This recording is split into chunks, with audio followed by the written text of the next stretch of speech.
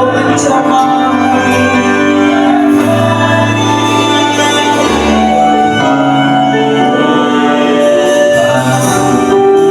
Terjadi di sini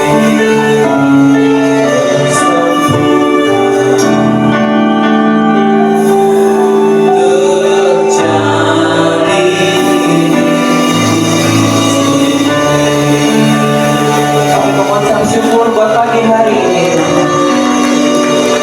Biar hanya namamu yang dipuji, diagungkan, dan kami sembah kami. Biar Kau Tuhan yang menyiapkan kami untuk kami masuk dalam ruang maha kudus-Mu. Biar kami Kau terus siapkan untuk kami boleh merasakan Kau lebih lagi. Dan biar pagi hari ini kami mau mulai semua bersama dengan Engkau. Urapi setiap kami Tuhan. Karena pengurapan yang daripadamu itu yang memampukan kami untuk kami boleh melalui segala sesuatu yang ada di hadapan kami. Kami mengucap syukur buat pagi hari ini. Kami mulai bersama dengan Engkau. Di dalam nama Tuhan Yesus kami berdoa dan kami mengucap syukur. Mari semua yang percaya sama-sama katakan amin.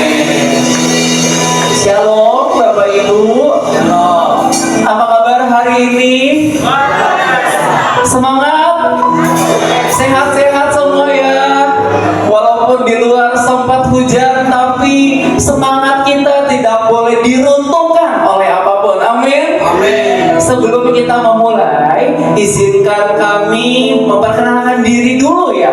Karena tak kenalkan maka tak sayang ya. Jadi izinkan kami memperkenalkan diri. Kami dari Lifeguard Youth Community di Cirebon, komunitas anak muda yang seringkali kami melayani di gereja-gereja wilayah 3. Dan hari ini puji Tuhan kami dapat kesempatan untuk boleh melayani di MDC Kuningan. Kami ucapkan terima kasih buat Ibu Rustida juga yang sudah memberikan kesempatan untuk kami boleh melayani. Dan nama saya itu Chen Daniel ya, namanya Chen Daniel, boleh panggil Daniel, boleh panggil Chen ya, apa aja. Saya kesibukannya ada usaha jualan di Cirebon yang geprek ya. Anak geprek ya, suka pedas ini enak ya, suka. Lokasinya tuh di Sudarsono. Jadi kalau ibu bapak ibu lagi ke Cirebon boleh mampir ya ke outlet saya. Nanti makan gratis. Nah ini silakan perkenalkan diri. Ya, halo Bapak Ibu semuanya. Kenalin, nama saya Christian. Ya, saya biasa dipanggil sama teman-teman saya Cega. Ya. Cek itu singkatan Christian kayak Kuan. Jadi CK gitu. Terus kenalan. Perkenalkan, nama saya Marcel. Biasanya dipanggil Aceng sama teman-teman. Marcel jadi Aceng ya. Namanya unik orang Cirebon ini ya. Halo Bapak Ibu, perkenalkan nama saya Joanna, biasa dipanggil Joanna atau Joan di bawah. Ya, masih sekolah ya Joan ya. Ada yang udah sekolah, ada yang kuliah, ada yang kerja. Terus wajah perkenalkan, nama aku Jeffrey, biasa dipanggil Jeffrey.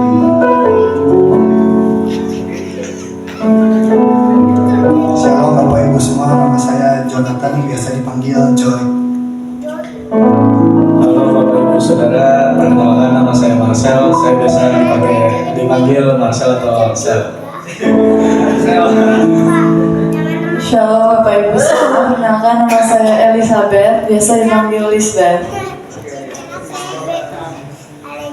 Ya itu aja ya perkenalan nih Bapak Ibu ya. Kalau mau kenal lebih dalam nanti setelah ibadah. Yuk kita mau mulai, kita mau masuk dalam hadirat Tuhan sekali lagi.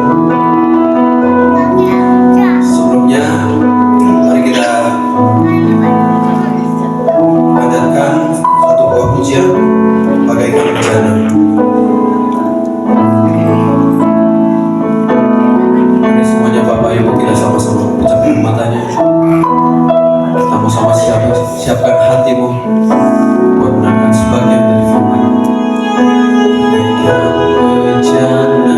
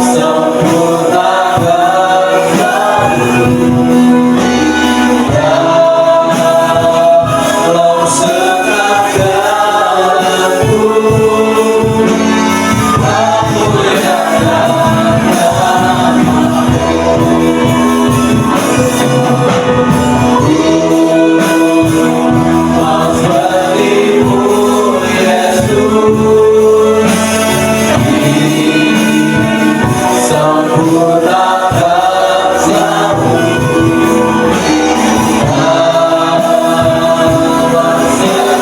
jalanku.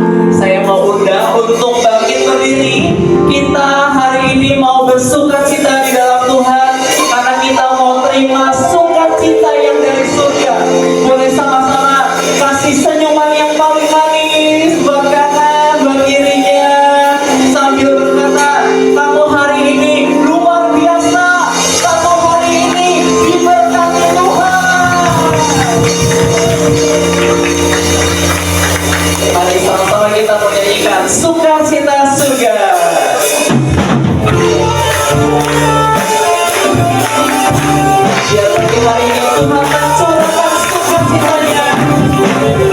Semua beban ditanggalkan, semua kesakitan dilepaskan karena sukacitanya. Dimasukkan cinta surga, itulah kekuatan bagi jiwa. Dapat rasakan kasihnya.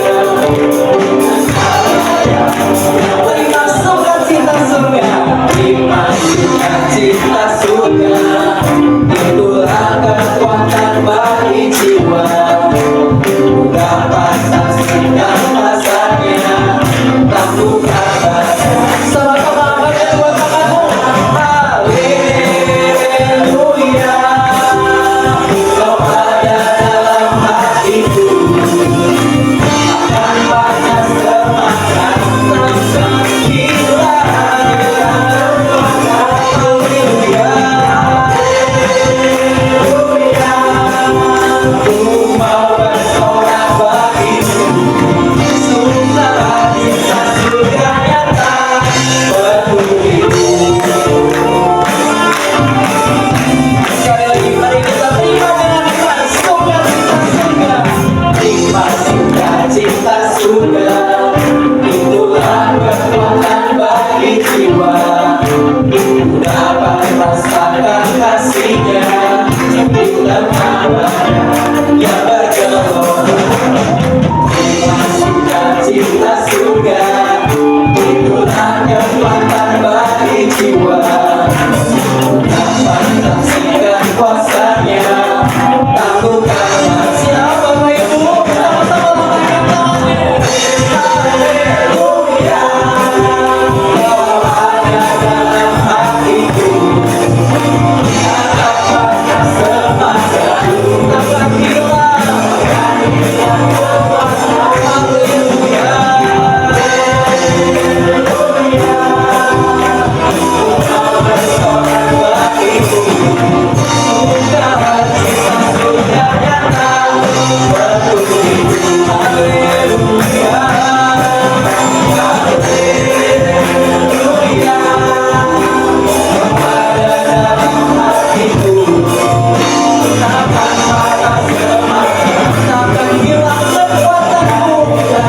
Para Tuhan yang memberikan kekuatan.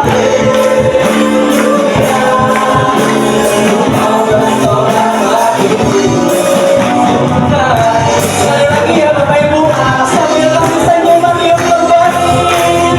Haleluya, haleluya, kau ada dalam hatiku. Tanpa rasa semangatku, tanpa hilang kekuatanku. Haleluya,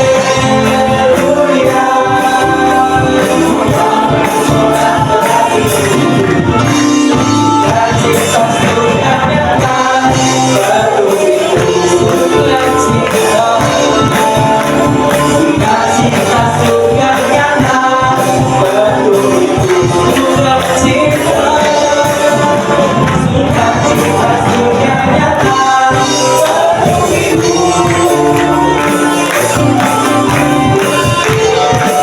Haleluya, haleluya. Bapak Ibu, jangan pernah lelah, jangan pernah capek mengikut Tuhan. Apapun kondisimu hari ini, apapun situasinya, tapi biar kekuatan yang dari Tuhan itu memampukan setiap kita. Amin. Jangan lelah, jangan lelah, bekerja di ladangnya Tuhan. Roh Kudus yang beri kekuatan, yang mengajar dan menopang. Jangan lelah, bekerja di ladangnya Tuhan, yang selalu mencukupkan. Sekali lagi ya, jangan lelah, kita mau terus semangat. Jangan lelah, bekerja di ladangnya Tuhan. Roh Kudus yang beri kekuatan, yang mengajar dan menopang. Tiada lelah bekerja bersama Tuhan, yang selalu mencukupkan.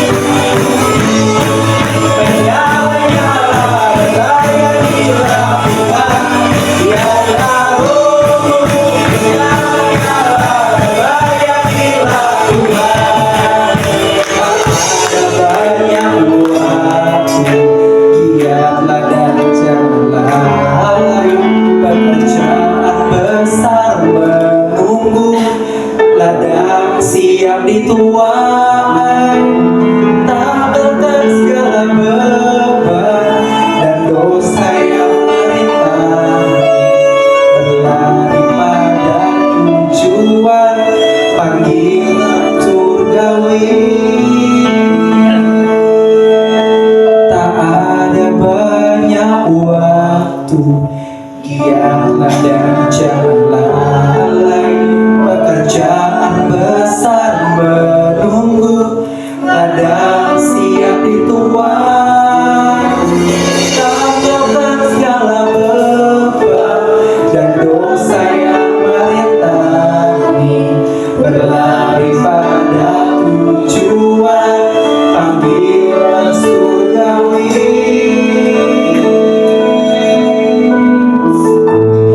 Biar ini menjadi doa kami Tuhan, biar ini menjadi pernyataan kami dan iman kami, untuk kami tetap terus berlari kepada panggilan yang sudah Kau tetapkan atas setiap kami.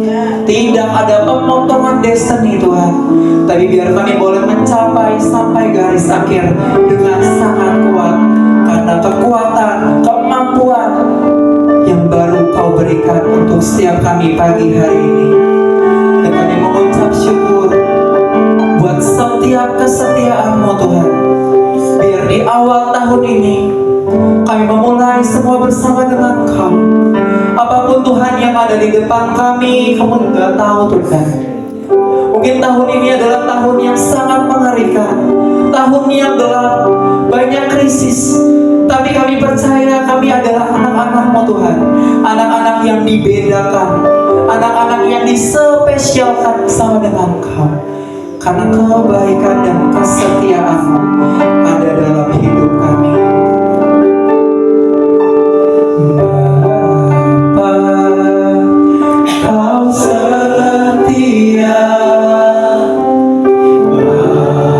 Bapa, Kau mulia.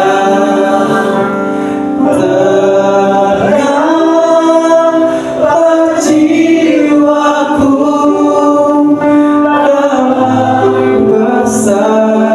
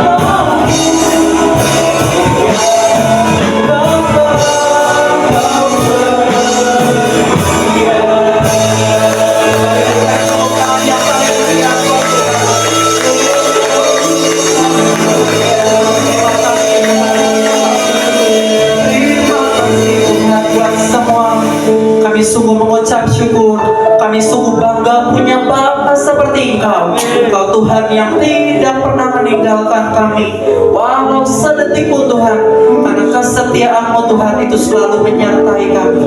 Kami mengucap syukur buat semuanya Bapak. Kami mengucap syukur dan berterima kasih. Terima kasih Tuhan. Bapak Ibu, saya mau ajak 1-2 menit ke depan untuk naikkan ucapan syukur-Mu. Mengucap syukur buat setiap kesehatan, mengucap syukur buat pemeliharaan Tuhan. Mari Bapak Ibu naikkan ucapan syukur. Mari naikkan ucapan syukur. Mari. Terima kasih Tuhan. Terima kasih.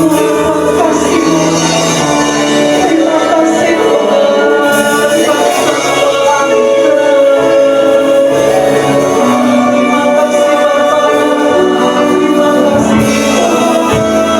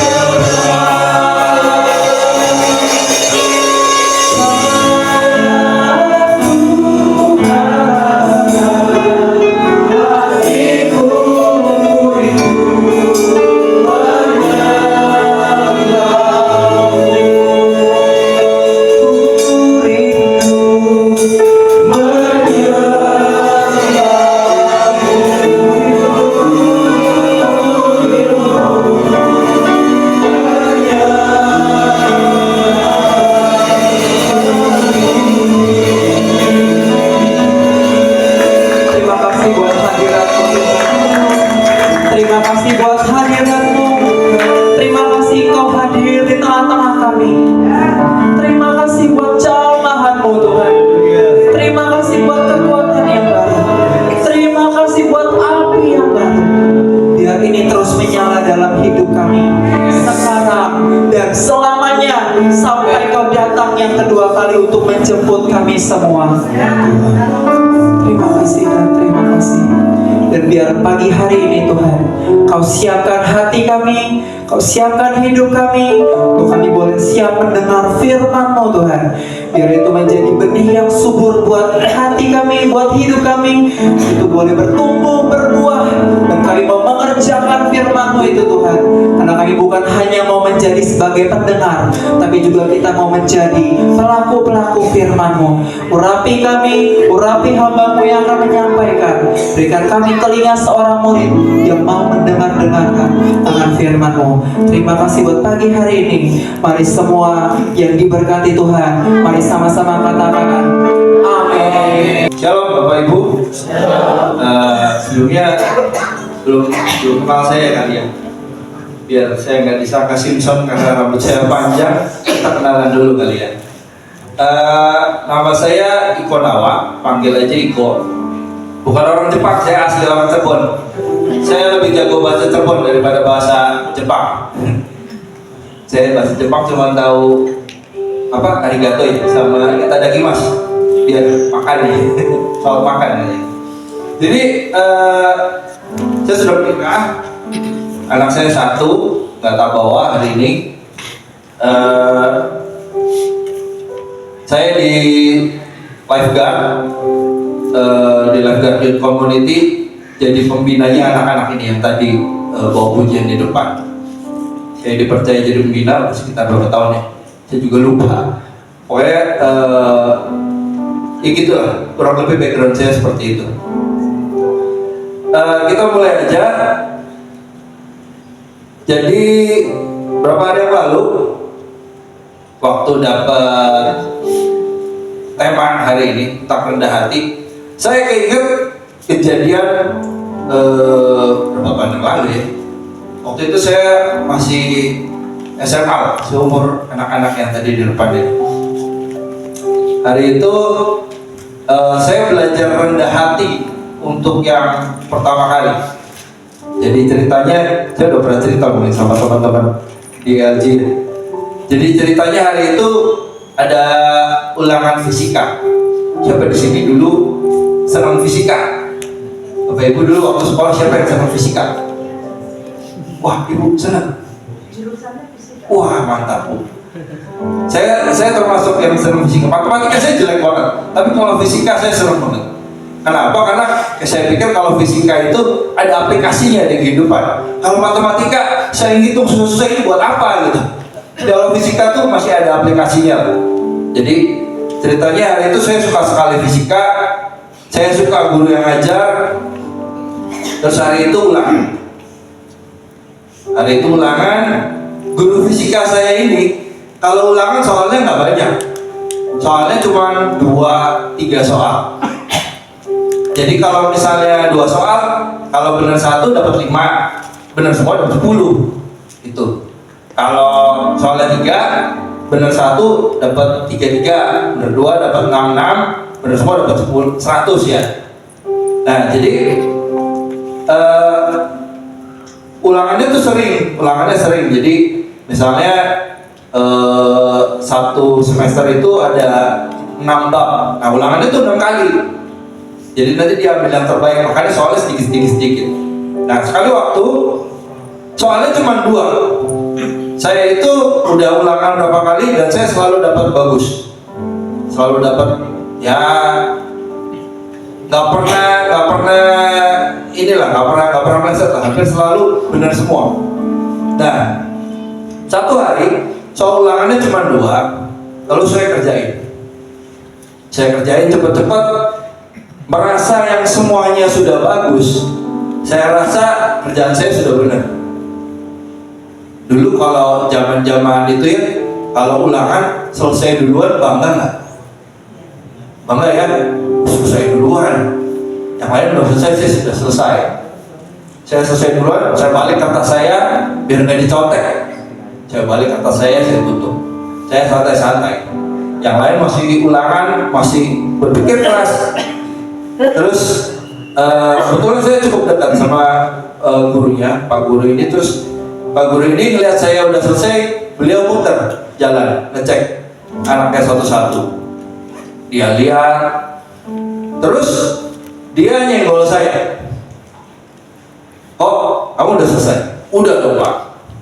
Dengan ini ya, dengan sombongnya. Udah selesai Pak. Terus Pak gurunya bilang, boleh lihat kan? Terus saya buka kertas saya. Kertasnya kecil segini, hampir mirip kayak gini.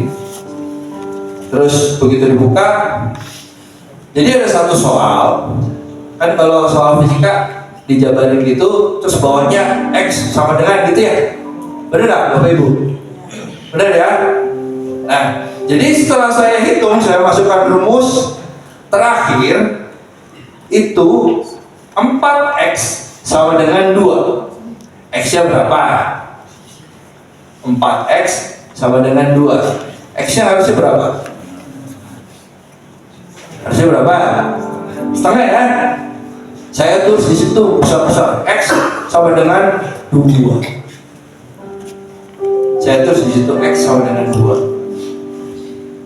Pak Guru bilang, coba dilihat lagi.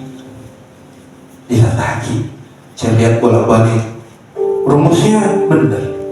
Soalnya saya angka-angkanya betul semua. Saya masukin rumus. Apa salah? Saya bolak-balik nggak ketemu.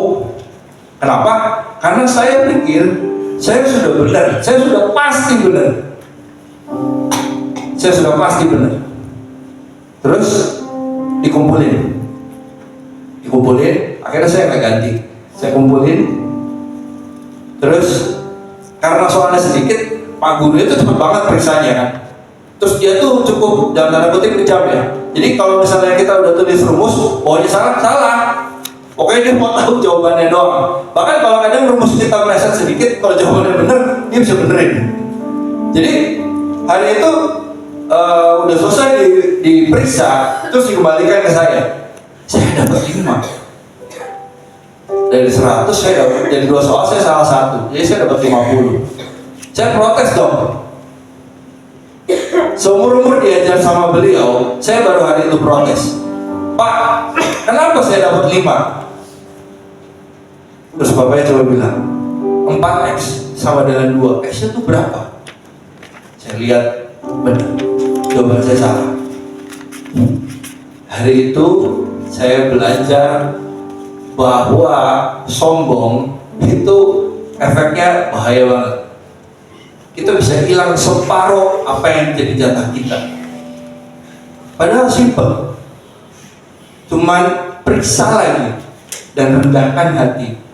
Kalau saya mau merendahkan hati, saya periksa benar-benar. Mungkin hari itu saya dapat 100. Ya. Yuk kita buka sama-sama. Jangan kita. Ada hari-hari di mana muridnya Tuhan Yesus ini lagi di atas angin. Di Matius 18 ayat 1.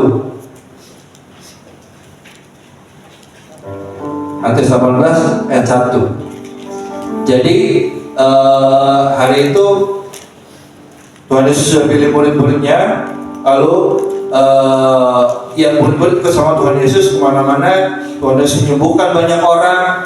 Jadi murid-murid ini bahkan sempat diutus dan mereka pun menyembuhkan orang. Mereka pun mengusir setan. Lalu hari itu tiba-tiba murid-murid ini kepo. Pada waktu itu datanglah murid-murid itu kepada Yesus dan bertanya, siapakah yang terbesar dalam kerajaan sorga?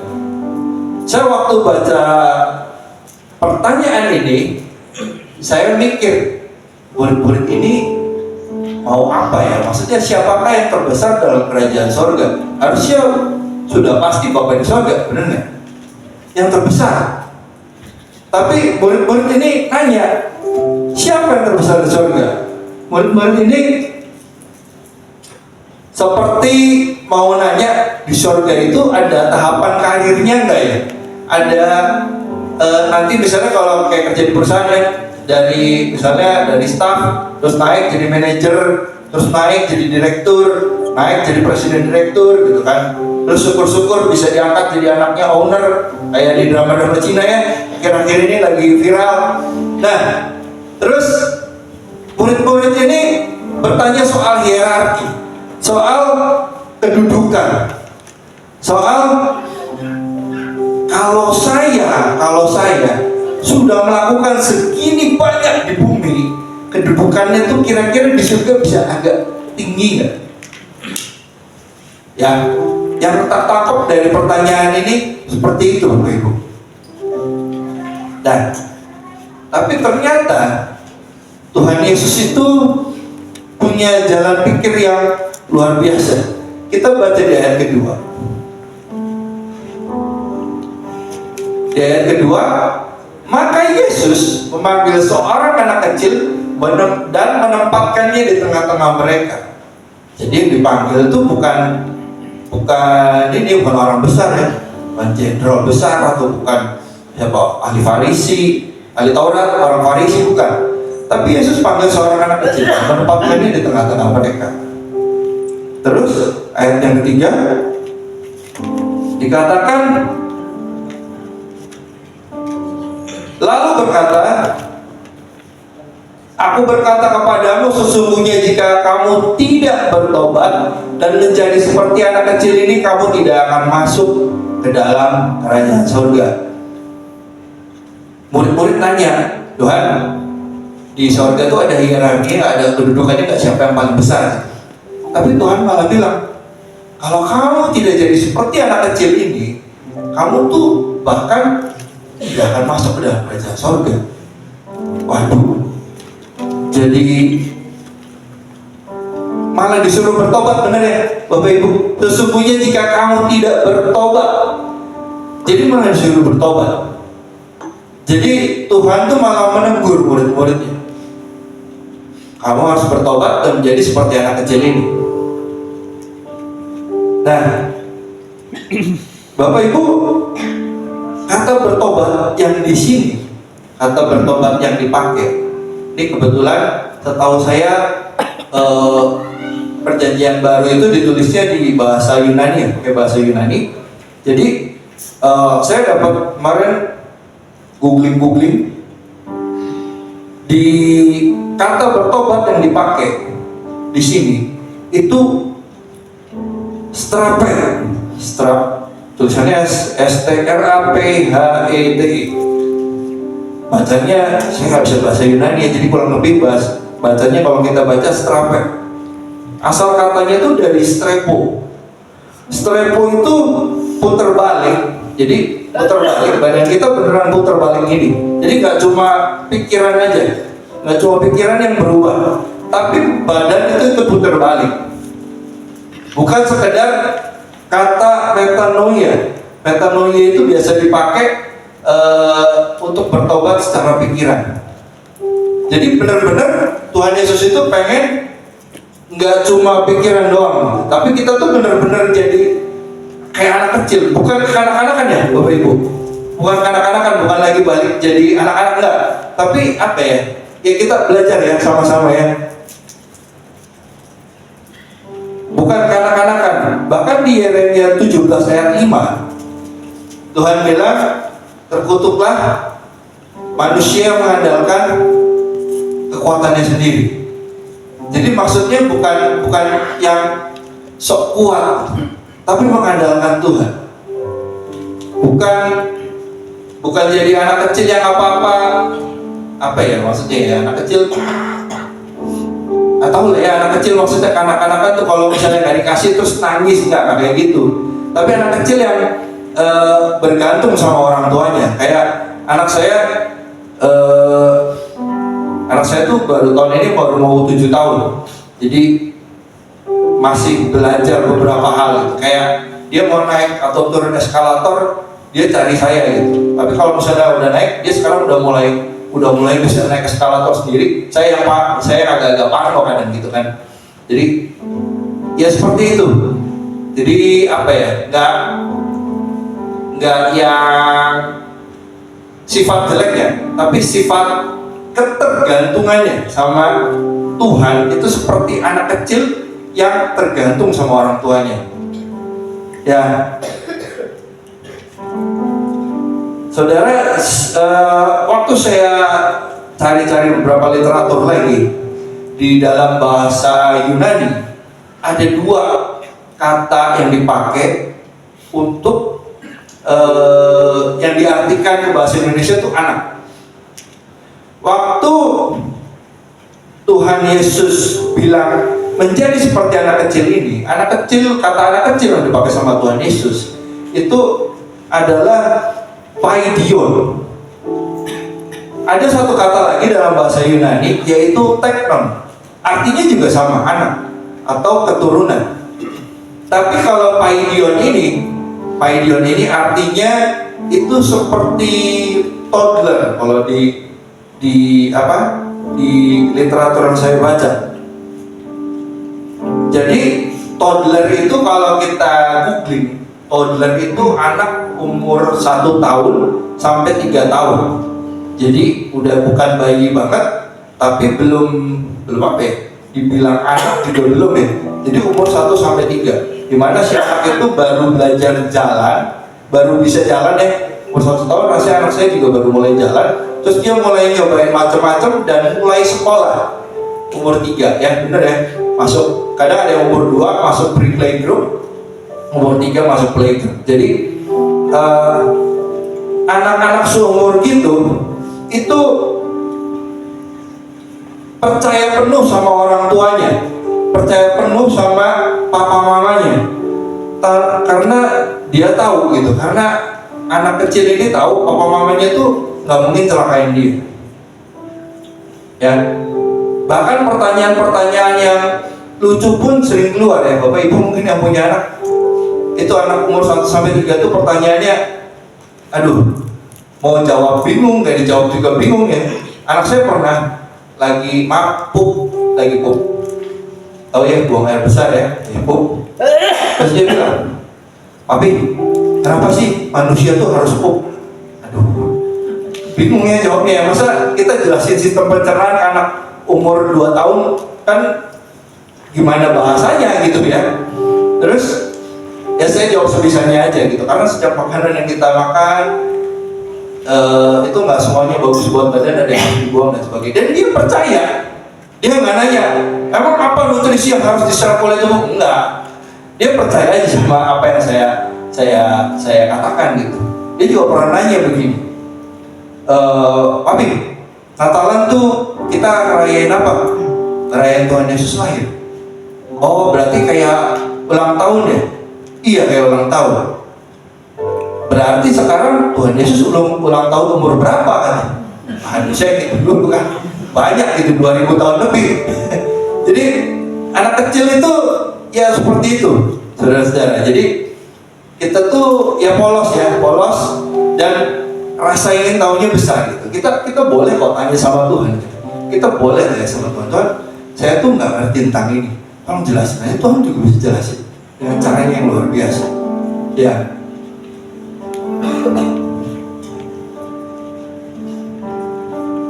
Terus di Alkitab contohnya siapa? Di Alkitab contohnya siapa? Contoh pertama kita mau belajar dari Ishak. Ishak itu ikut sama Abraham, benar ya? Di Kejadian 22 kita nggak perlu baca ya, panjang banget. Pokoknya udah tahu ya, di sekolah minggu dulu pernah diceritain kan saudara-saudara ya, Ishak, Abraham itu disuruh sama Tuhan persembahkan Ishak di Gunung Moria. Nah, Ishak itu tidak tahu bahwa dia itu akan dikorbankan, benar nggak? Abraham nggak bilang, ayo nak, kamu ikut saya, nanti kamu tak bakar di atas gunung. Enggak kan? Abraham nggak bilang begitu. Abraham cuma bilang, ayo ikut, kita mau persembahkan korban di atas gunung. Nah, waktu udah sampai di kaki gunung, Abraham, Ishak sama kan nggak berdua doang sama pegawainya. Nah pegawainya itu ditinggal di kaki gunung kan. Nah terus Abraham dan Ishak berdua naik ke atas. Ishak bawa kayu bakar, Abraham pimpin jalan di depan. Waktu Ishak naik sama Abraham, Ishak tanya ke Abraham, "Bapak, ini udah ada kayu, dombanya mana?" Jadi Ishak sudah tahu kalau mempersembahkan sesuatu itu ya domba. Tapi ini ada kayu, dombanya nggak ada. Bayangkan bapak ibu jadi Ishak ya, ikut naik gitu, mau persembahkan kambing domba. Terus di depan cuma ada Abraham, kita yang bawa kayu, terus nggak ada dombanya. Pernah nggak kepikiran, aduh jangan-jangan gue yang dibakar nih? Enggak kan? Enggak kan? Ishak juga nggak berpikir gitu. Ishak tidak berpikir tidak berpikir bahwa Abraham tuh bakal ngapa-ngapain dia. Ishak itu nurut aja. Waktu Abraham bilang Tuhan akan sediakan, Ishak tidak berontak, tapi Ishak ikut ke atas. Ishak ikut ke atas, dan di Alkitab pun tidak ditulis Ishak berontak ketika Ishak diikat. Itu saya kalau jadi anak ya, saya kalau jadi Ishak kayak saya berontak, saya kabur. Tapi Ishak tuh enggak. Tapi ketika Ishak itu enggak berontak, dia tetap jadi anak yang nurut. Dia lihat mujizat. Tiba-tiba entah dari mana itu gunung gersak saudara. Tiba-tiba ada anak domba di situ. Nongol satu khusus buat persembahan. Tuhan menyediakan. Jehovah Jireh. Ya. Lalu kita mau belajar lagi dari Raja Daud.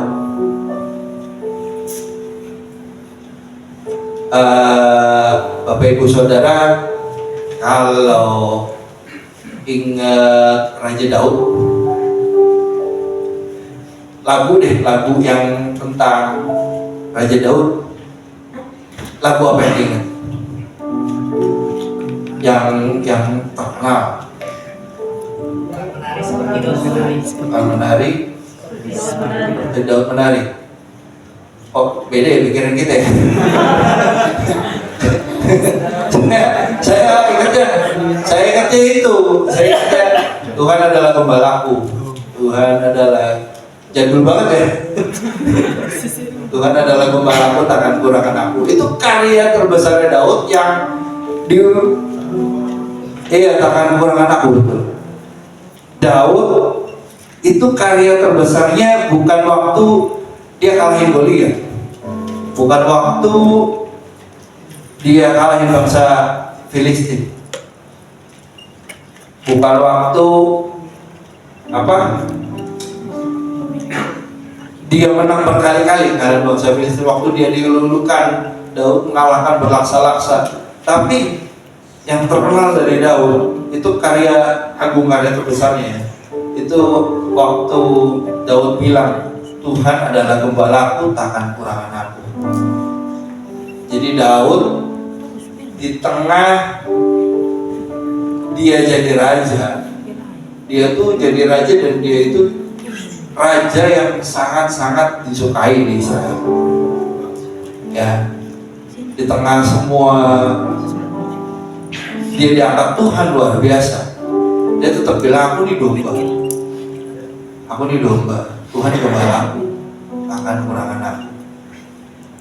Jadi saudara-saudara, kita tuh hari-hari ini lagi ini ya. Saya di awal tahun ini bahkan dengar ada beberapa hamba Tuhan menubuatkan tahun ini bukan tahun yang mudah, bakal jadi tahun yang enggak mudah lah. Saya tuh mikirin, jadi beberapa tahun terakhir ini hidup saya cukup kayak roller coaster. 2018 papa saya meninggal. Papa saya meninggal, terus ada hutang yang ditinggalkan dan sebagainya, kerjaan perusahaan kita hampir bangkrut dan sebagainya. Terus udah berusaha naik 2019, 2020 COVID ya. COVID tuh saya tuh punya kerjaan sampingan jadi fotografer wedding. Itu 2020 siapa yang nikahan saudara-saudara? Nikahan ada, cuma nggak ada yang besar-besaran. Bahkan ada yang nikahnya pakai Zoom ya. Jadi hari-hari itu yang nikah lumayan tuh, hemat ya, nikah banyak ya. Jadi ya pokoknya semua turun 2020, terus 2021, 2022 sudah mencoba bangkit dan sebagainya. 2023 saya sempat kecelakaan, kaki saya patah, terus ya anak-anak ini juga tahu. Padahal kecelakaannya tuh nggak saya but-butan gitu, ugal-ugalan di jalan itu enggak. Jadi saya baru pulang doa, terus pulang doa sama anak-anak ini, terus saya pakai motor, saya bonceng istri anak saya, terus kita tuh mau masuk gang. Jadi di gang itu ada orang keluar, orangnya jalan kaki, saudara. Orangnya jalan kaki, tapi jalannya tuh di tengah-tengah. Jadi saya belok tuh kagok, kan nggak mungkin saya belok di masuk gang terus beloknya miring kayak balap, nggak mungkin kan? Itu pelan-pelan, tiba-tiba ada orang itu kaget saya ngerem, saya salah rem, saya lupa kan depan terlalu kenceng, terus bannya agak slip, jadi saya jatuh ketimpa motor. Itu anak istri saya nggak apa-apa, saya ya itu karena saya ingat saya bawa anak istri, saya berusaha tahan motor, tapi meleset, tankinya ngajar lutut saya, jadi saya pikir cuma bengkak. Saya pikir cuma keseleo, karena hari itu saya nggak bisa bangun, jadi habis jatuh saya susah bangun. Terus ada teman bilang, kok coba di ronsen deh, soalnya udah seminggu nggak kompres. Akhirnya di ronsen udah patah. Terus ya biasa harus operasi, pasang pen, terus ya ini puji Tuhan udah dicabut, saya udah bisa. Ada yang mau nantangin lomba lari? Nggak. Jadi puji Tuhan semua udah oke gitu ya. Udah 2025 tahun kemarin saya pas cabut pen, saya baru tahu lagi ternyata baut yang dipasang di kaki saya itu segini, baut titanium segini. Terus tulisannya made in China lagi, kan agak serem ya kalau tahu sebelumnya. Nah, jadi setelah banyak hal yang dilalui, naik turun, terus 2020 dengar beberapa nubuat, kok tahun yang gak gampang lagi. Tapi waktu dapat firman ini, ya Tuhan ingatkan, jangan takut. Kita tuh anak, kita punya Bapa di surga yang luar biasa. Ada amin? Saudara-saudara, saya tuh beberapa tahun yang lalu pernah ramai di medsos. Ingat gak? Waktu Pak Nadiem Makarim, ingat ya Pak Nadiem Makarim, ex-menteri, sekarang lagi berurusan hukum, ex-menteri pendidikan ya. Tadinya kan pendirinya Gojek, Nadiem Makarim. Nah, dulu tuh sempat ramai di medsos Pak Nadiem Makarim. Dia itu katanya bisa sampai di posisi pendiri Gojek karena bapaknya tuh orang yang cukup berpengaruh. Bapaknya Pak Nadiem ini termasuk pengacara hebat kalau nggak salah. Jadi memang orang tuh di medsos tuh jadi minggir tuh. Wah emang dia mah bisa kayak gitu ya jelas aja gitu, karena bapaknya kan orang hebat gitu, orang berpengaruh. Kita bapaknya siapa? Gitu. Saya waktu baca itu saya pikir, oh bener juga ya bapak gue siapa gitu, cuma ya biasa orang biasa gitu. Cuma Roh Kudus berbisik lembut ya. Kamu tahu nggak? Orang Kristen itu bapaknya yang punya langit bumi, kenapa harus pindah? Benar juga ya. Jadi saudara-saudara, bapaknya kita itu di surga yang punya langit bumi. Jadi kita jangan takut, bergantung saja sama Tuhan. Ada amin? Amin. Bahkan Tuhan Yesus pun gembala agung kita. Dan Yesus bilangnya, aku tidak berbuat apa-apa dari diriku sendiri. Aku melakukan apa yang Bapa lakukan. Jadi Tuhan Yesus pun nggak karep sendiri, walaupun punya otoritas sebetulnya untuk melakukan segala sesuatu, karena Tuhan Yesus adalah Allah sendiri yang jadi manusia. Tapi Tuhan Yesus bilang, aku nggak bisa melakukan apa-apa kalau Bapa tidak melakukan. Ya. Jadi itu saudara-saudara, untuk peneguhan ada beberapa ayat. Boleh sama-sama buka di Yesaya 46 ayat 4. Yesaya 46 ayat 4. Saya bacain ya. Sampai masa tuamu aku tetap diam, dan sampai masa putih rambutmu aku menggendong kamu. Aku di sini Tuhan ya. Aku telah melakukannya dan mau menanggung kamu terus. Aku mau memikul kamu dan menyelamatkan kamu. Jadi Tuhan tuh janjinya luar biasa, saudara-saudara. Sampai masa tuamu aku tetap dia. Aku tetap Tuhan ya. Sampai masa putih rambutmu aku menggendong kamu. Di sini belum putih rambutnya, baru Om satu doang. Semua masih muda ya. Om juga masih muda ya Om. Puji Tuhan. Jadi Tuhan tetap menggendong kita. Kita tuh masih kayak anak-anak yang ragu Tuhan gitu. Terus kita gendong. Dan Tuhan tuh mau nanggung kita terus. Terus mau memikul kita dan mau menyelamatkan kita. Ya. Satu lagi. Di Roma 8 ayat 15.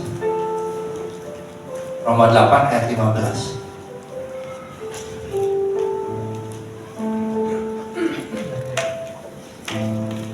Saya bacain lagi ya. Sebab kamu tidak menerima roh perbudakan yang membuat kamu menjadi takut lagi. Jadi Tuhan itu nggak kasih roh yang bikin kita tuh jadi budak. Tapi kamu telah menerima roh yang menjadikan kamu, saya dan Bapak Ibu semuanya anak Allah. Oleh roh itu kita berseru, ya Aba, ya Bapa. Jadi kita tuh anak, jangan lupa kita tuh anak. Walaupun mungkin mama kita udah gak ada, papa saya udah gak ada, mama saya masih ada, puji Tuhan. Tapi kita tuh anak, jangan lupa. Ya Aba, ya Bapa. Aba itu sebutan yang cukup intim antara anak-anak toddler hari-hari itu ke bapaknya. Dipanggil Aba, ya Bapa. Jadi Tuhan mau supaya kita itu jadi anak, jangan lupa kita tuh anak. Kita kadang nggak perlu tanggung semuanya sendiri, cerita sama Tuhan. Tuhan, aku minta tolong nggak sanggup. Tuhan yang pikul, Tuhan yang selesaikan. Ya, tetap mengandalkan Tuhan. Setelah saya kecelakaan motor waktu itu, saya tuh biasanya kalau naik kendaraan, nggak motor, nggak mobil, saya starter mobil jalan. Saya nggak pernah pikir saya bakal kecelakaan. Kenapa? Karena saya cukup pede sama kemampuan nyetir saya. Semenjak hari itu, saya nggak berani saudara. Setiap kali mau jalan, saya bilang, dalam nama Yesus, saya mau jalan sama Tuhan. Ya. Ada satu cerita, saudara-saudara, saya mau tutup pakai satu cerita.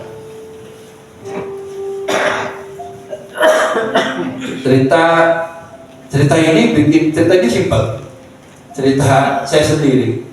Narsis enggak ya? Cerita pengalaman saya besar dan saya yang bikin saya sadar gitu. Oh, ternyata ini maksudnya Tuhan itu maksudnya begini loh. Jadi anak tuh begini. Jadi hari itu anak saya tuh baru masuk sekolah, umur 3. Baru masuk sekolah, seperti biasa anak-anak pada umumnya.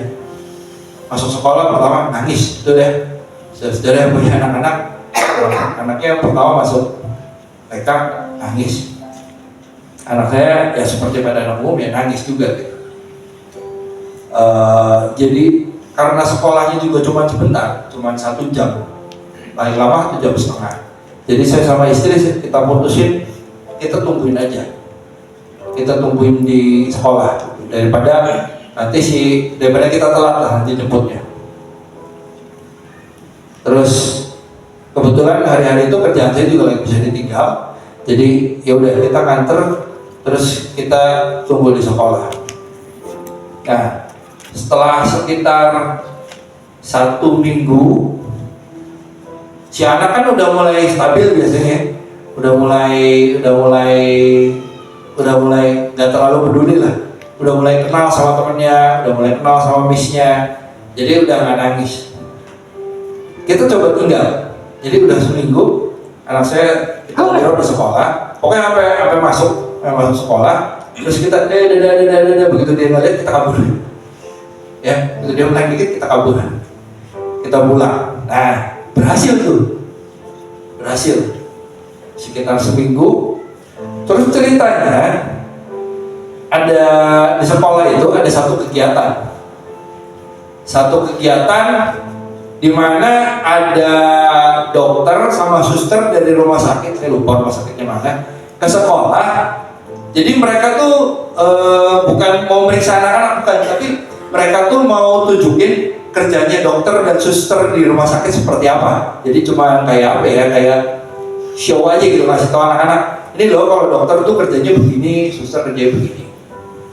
Jadi dokter dan susternya itu datang pakai mobil rumah sakit, ambulans ya, mobil rumah sakit, nggak mungkin mobil mewah kan. Dan ambulans itu pasti besar ya, saudara, karena kan di belakangnya harus ada kasur buat pasien, jadi besar mobilnya. Nah, sekolahnya anak saya itu masuknya itu nggak langsung lapangan besar, enggak.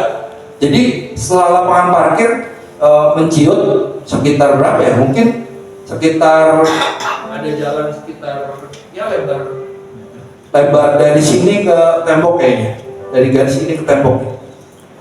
Jadi nggak terlalu lebar. Terus masuk ke dalam, baru ruang tunggu, terus masuk ke dalam sekolah. Kebayang ya Bapak Ibu ya, jadi ada lorong, terus ruang tunggu, baru ke belakang sekolah. Biasanya saya tuh nungguin di ruang tunggu situ. Jadi anak saya kalau nangis, dia kalau mau keluar ada papahnya di depan situ. Nah, hari itu mobil ambulansnya parkir di depan ruang tunggu. Paham ya Bapak Ibu ya? Jadi begitu anak saya keluar, pandangan dia ke depan itu terhalang sama mobil ambulans. Paham? Ya, jadi dia keluar terhalang sama mobil ambulans. Dia cuma bisa melihat ruang tunggu dan mobil ambulans. Jadi dia hari itu sekolah seperti biasa. Terus selesai, saya nggak dapat laporan apa-apa dari bisnya. Terus selesai sekolah, saya jemput pulang. Beberapa hari kemudian, saya juga udah lupa. Tiba-tiba dia nanya begini, "Papi, waktu anak saya namanya Emi, waktu Emi keluar kemarin, waktu ada dokter sama suster, Emi nggak lihat Papi. Tapi Emi tahu Papi nunggu di belakang mobil kan?" Bapak Ibu mau jawab apa? Saya di rumah, nggak nunggu di belakang mobil loh. Saya bilang, "Iya Nok, Papi tunggu di belakang mobil, tapi agak jauh di rumah maksudnya." Ya, tapi anak saya bilang, "Iya, Emi tahu Papi ada di belakang mobil, makanya Emi nggak nangis." Hari itu saya ketawa, tapi hari itu Tuhan ajarin saya sesuatu yang luar biasa. Tuhan bilang, "Kamu tahu nggak? Jadi anak-anak itu kayak anak kamu. Kamu nggak lihat Bapamu di surga lagi ngapain? Kamu nggak lihat. Pandanganmu terhalang oleh keterbatasanmu sebagai manusia. Tapi anakmu tahu Papinya ada di sana, dan kalau dia selesai dengan sekolahnya, dia pasti jemput dia. Papinya nggak akan biarkan dia nangis karena telah dijemput. Papinya pasti ada buat dia. Kamu jadi anak Bapamu di surga karena kamu takut kamu nggak bisa lihat. Tapi kamu belajar kayak anakmu, percaya Bapakmu tuh sudah melakukan sesuatu yang luar biasa untuk hidup. Hari itu saya mengucap syukur sama Tuhan luar biasa. Ternyata punya anak mengajarkan banyak hal, termasuk iman. Jadi Bapak Ibu jangan pernah takut. Kalau ada yang bilang tahun ini tahun yang gak gampang, kalau sama Tuhan gampang. Tapi kudu ngandalin Tuhan. Kita gak bisa jalan sendiri. Jika lebih heavy akan sangat berat. Tapi kalau sama Tuhan, Tuhan yang bantu pikul. Kita tinggal nurut, kita tinggal lihat langkahnya, dan kita akan keluar lebih dari mana. Amin. Kita tutup Alkitabnya. Apa selesai hari ini?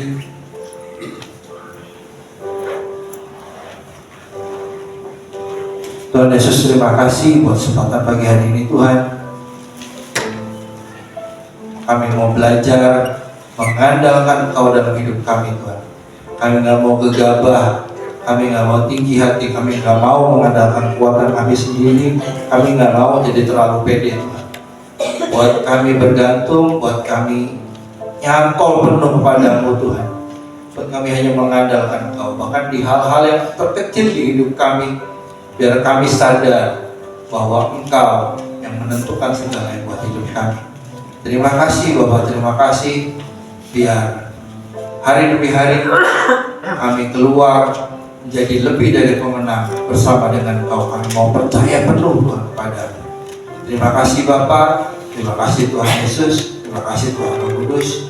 Kami percaya sama-sama katakan amin. Terima kasih. Yesus berkati kita semua. Baik, saya mengundang Bapak Ibu Saudara sama-sama bangkit berdiri. Kita akan mengakhiri ibadah kita pagi siang hari. Bapa di dalam surga, kami kembali datang di hadapan Kau dan bersyukur dan berterima kasih kepada Kau Bapa yang sungguh sangat baik dan teramat baik dalam hidup kami. Inilah persembahan kami Tuhan, inilah hidup kami Tuhan, inilah ibadah kami Tuhan pagi siang hari ini Tuhan. Di hadapan Kau Tuhan kami persembahkan berrasa syukur kami, terima kasih kami mengagungkan kami, rasa hormat kami Tuhan, kekaguman kami Tuhan akan Kau Tuhan. Kiranya Tuhan Kau disenangkan Tuhan lewat apa yang kami persembahkan di hadapan Kau Tuhan. Pagi siang hari ini Tuhan kami boleh bersyukur dan berterima kasih kepada Engkau Tuhan. Kebenaran firman-Mu Tuhan menguatkan menundukkan setiap kami Tuhan. Hamba-Mu Tuhan yang menyampaikannya juga Tuhan diberkati Tuhan. Anak-anak Tuhan, teman-teman, anak muda Tuhan tempat ini juga yang melayani Tuhan. Tuhan berkati, Tuhan lindungi, Tuhan jaga ya Tuhan. Terima kasih ya Tuhan. Kami bersyukur dan kami berterima kasih kepada Engkau Tuhan. Kami saatnya kami mau pulang ke rumah kami masing-masing. Baik Bapak Ibu Saudara, mari kita siapkan hati kita dan percaya bahwa Tuhan yang akan memberkati kehidupan kita. Kita angkat tangan kita di hadapan Tuhan dan kiranya Tuhan akan memberkati kehidupan kita. Haleluya Yesus. Firman Tuhan berkata bahwa sampai masa tuamu bahkan sampai putih rambutmu, aku akan menggendongmu, aku akan menyertai engkau, aku akan memperhatikan dan aku akan memberikan apa yang terbaik bagimu. Percayalah bahwa kita punya Tuhan yang luar biasa, Bapa yang sungguh setia dan sangat setia. Dan mulai saat ini penyertaannya, kasih karunia-Nya, kelimpahan, kemurahan, kemujuran, tuntunan Tuhan akan senantiasa ada bersama-sama dengan kita. Mulai saat ini, esok, lusa, dan seterusnya, Tuhan menyertai kehidupan kita. Di dalam nama Tuhan Yesus, terimalah segala berkat, kasih karunia, anugerah kebaikan dan kemurahan Tuhan mulai saat ini dan sampai selama-lamanya. Di dalam nama Tuhan Yesus, setiap kita yang menerima berkat Tuhan